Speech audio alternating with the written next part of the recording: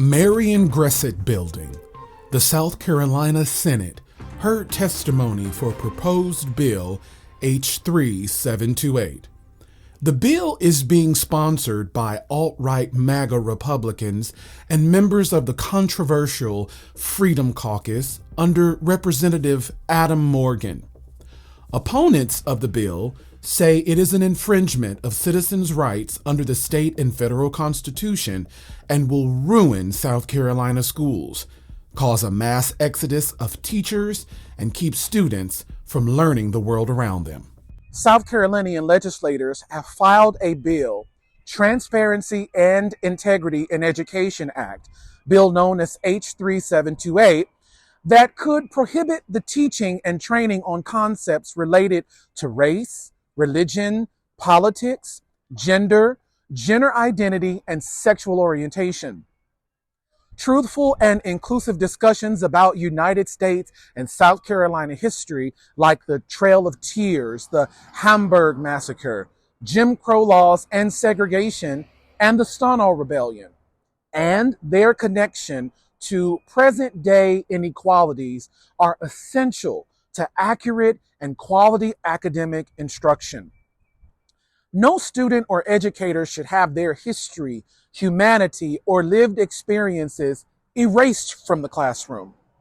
The proposed bill may also unreasonably restrict important discussion of current events in K through 12 classrooms. We all believe that hate for those different from us is learned, therefore can be unlearned. Furthermore, we believe that education is the best antidote to countering hatred and bigotry in society. We are all deeply concerned that steering the education of students away from the difficult lessons of the past, including lessons that may be uncomfortable, would undercut their learning. Educational entities that receive public funding to teach this history of discrimination or its connection to systemic inequalities could also be impacted, including public libraries. My name is Jamie Gregory, and I am an 18-year educator in South Carolina, 10 of those years as a school librarian. I spent 15 years working in public education and have been at a private school, Christ Church Episcopal School in Greenville, South Carolina. When I won the School Librarian of the Year award a year ago, he wrote a letter to my state organization, which sponsors the award, requesting the organization revoke my award because he disagreed with my intellectual freedom work against book censorship. During a discussion of the novel To Kill a Mockingbird, a student voiced such dismay over Tom Robinson still being found guilty, though he was proven innocent. Another student said, and I quote, "Well, he's a black man.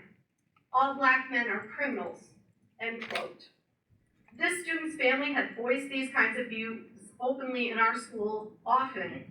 At the time the student said these words, I told the class that it was a gross misrepresentation that all black men are criminals.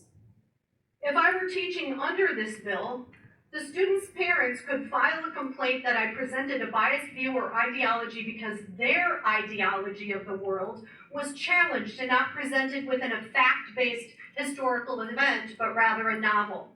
This legislation could potentially have implications for public libraries, museums, and other sites dedicated to the preservation of accurate history and tourism across South Carolina.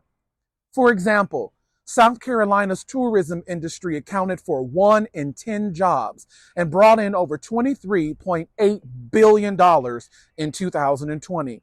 A substantial portion of that state revenue derives from activities or landmarks tied to South Carolina's history on race, including education on the rich history of the Gullah Geechee community.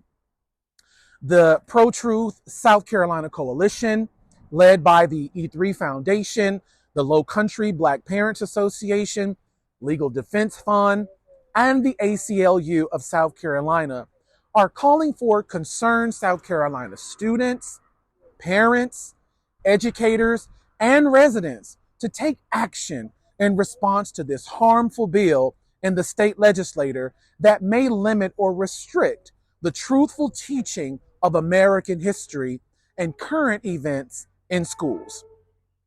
The bill may prohibit K through 12 educators from teaching the full and accurate history of civil rights, the history of violence against Indigenous people, and ongoing racial and gender discrimination in South Carolina and the United States.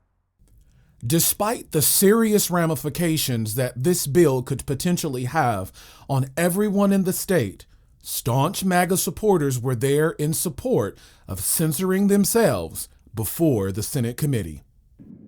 If this bill does not pass, South Carolinians will be exposed to conspiracy theories that teach America was made to make white people racist. Capitalism and colorblindness perpetuate systematic racism. White people need to feel uncomfortable about their implicit racism. When did the American people, when did South Carolinians give their consent for the government employees, teachers, to teach this? There is a difference between what is good and what is innocent. My name is Melanie Shaw. I'm a wife, a mom, a Christian magazine publisher and editor, and a former public school educator. I presently serve on the Governor's Task Force for Foster Care and Adoption Reform, as well as an administrator for PACE for Lex 2, Parents Advocating for Children's Education. We have basically sacrificed our children on the altars of the progressive elites, which include, but not limited to, the NEA, the SCEA, SC for Ed, the ALA, SCLA, and the CDC. The sole interest of these extremists are to maintain their political power, to monetize and sexualize children, and to ultimately take over our children's mental, social, and emotional well-being. Teaching children to hate each other for political purposes is morally wrong. It's evil and perverted. Our system is designed to develop capable future Americans. The school system is not for activists to push a self-destructive philosophy on our youth. The school system is not for adult teachers talking sexual things to underage students. Only age-appropriate material to protect the children's innocence. Integrity takes place as a parent. Teachers need to speak to students as if the parents are sitting next to them at every level of education. The time has come for all of us to get involved in what goes on at this State House complex. If you really want to see the change that you're looking for, the growth and the development and the reallocation and indemnification of communities all across this state with our tax dollars, then it's imperative that we not be distracted by the plans that are going forward by the supermajority Republicans in our State House. Pro-Truth Coalition, CUBN. We need to believe we can still live in a world where concerns and disagreements can be addressed civilly. I worry about the unintended or intended consequences of threatening to withhold 5% of a district's funding. The second perceived problem is that examining instances of historical or contemporary racism or oppression is somehow treating students of majority groups adversely. It seems some small segment of the population has come to the conclusion that we have solved societal inequalities, and discussing them is somehow discrimination against members of majority groups. I think it's misguided and dangerous for those of us in majority groups to assert that others no longer experience discrimination.